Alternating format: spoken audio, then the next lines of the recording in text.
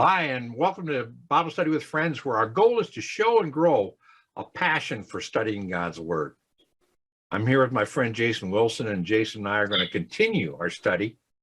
And today we're going to specifically talk about the true doctrines of the faith. This is going to be very interesting because this is going to show us from the first century a list of the sound doctrines of the Christian faith and how those sound doctrines haven't changed in 2,000 years. And they are sound doctrines that we can look to today in our own lives. And we're going to do that when we come right back.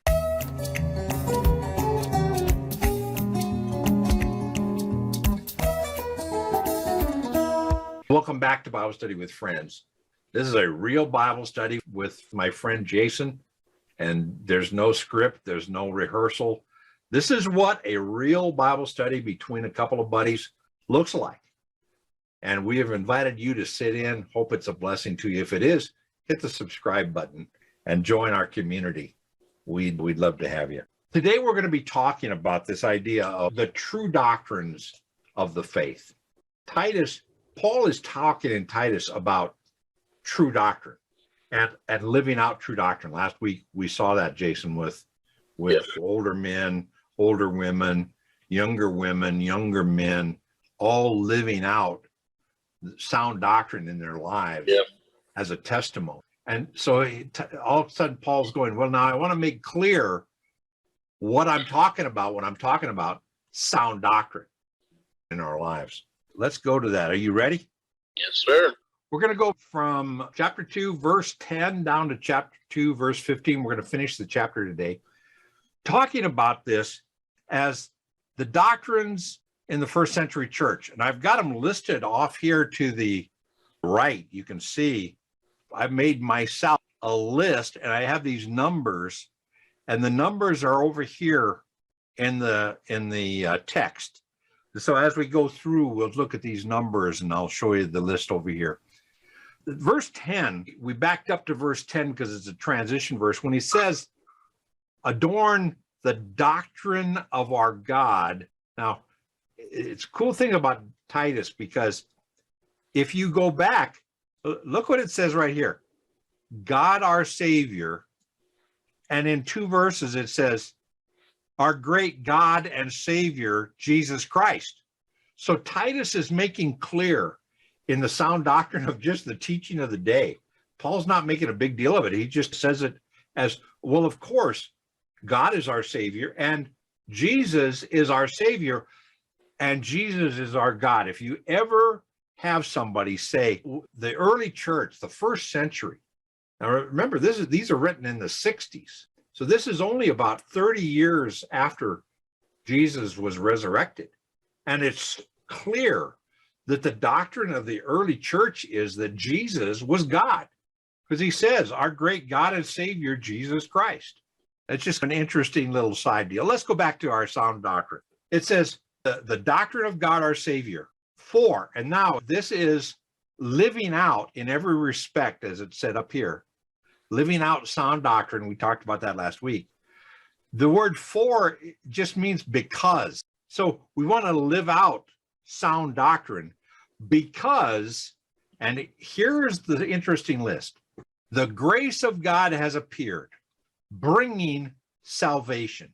Now, so the first thing in our doctrine that we should believe, and the first century church believed, is Christianity is based upon the doctrine of salvation. Now, a salvation of what? Look at the text.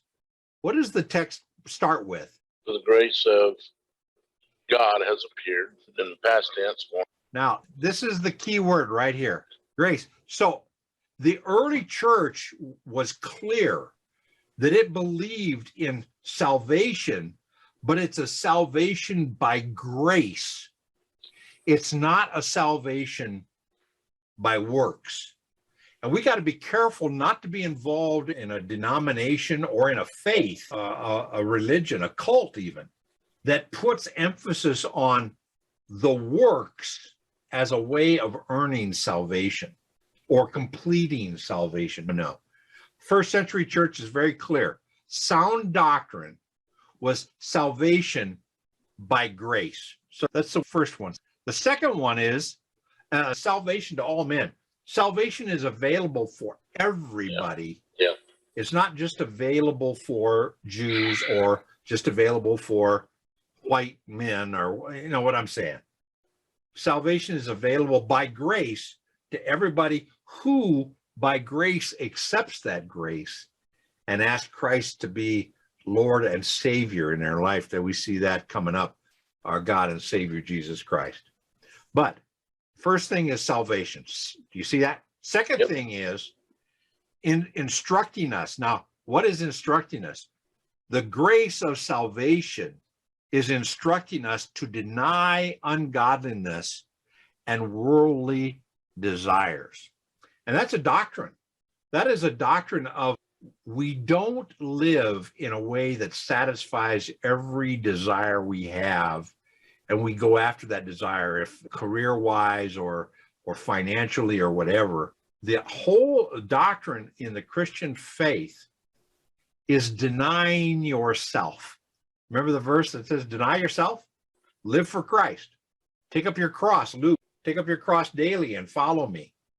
Is you deny yourself and you follow what Jesus wants in your life, what his authority is in your life, what his lordship in your life. And if I'm going to have somebody who's my Lord, my boss, and I'm following what he tells me, he's my master, then I've got to deny my own rights. So this is the second doctrine of denying myself and my ungodly desires and my worldly desires.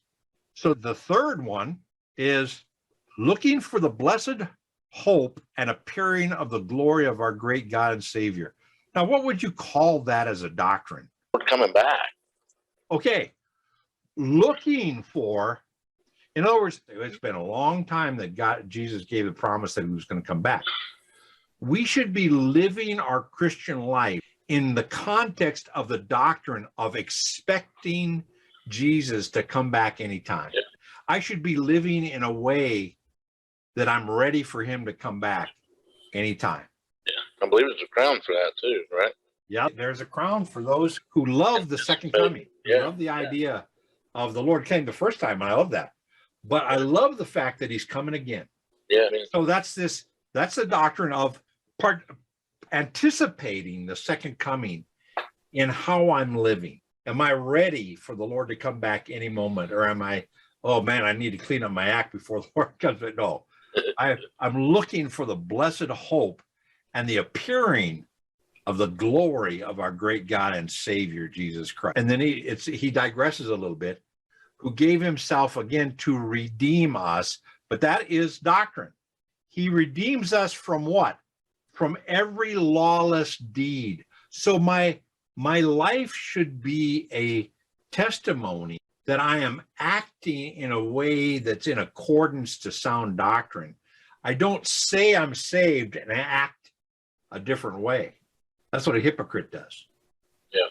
But I should be showing that I'm redeemed, and I'm redeemed from every lawless deed in my life. So I should be saying, after I become a Christian, the Monday through Saturday, how am I living? A life that reflects sound doctrine, a Christian faith? Or do I live godlessly until Sunday and then I get all pious all of a sudden? So it's asking, am I redeemed from every lawless deed? And then the next one is to purify for himself a people for his own possession. So the idea, that sixth doctrine is a doctrine of sanctification. I am set aside. I am sanctified as a Christian. Do I live that way? And do I understand sanctification? We need to be doing a Bible study on what it means to live a sanctified life.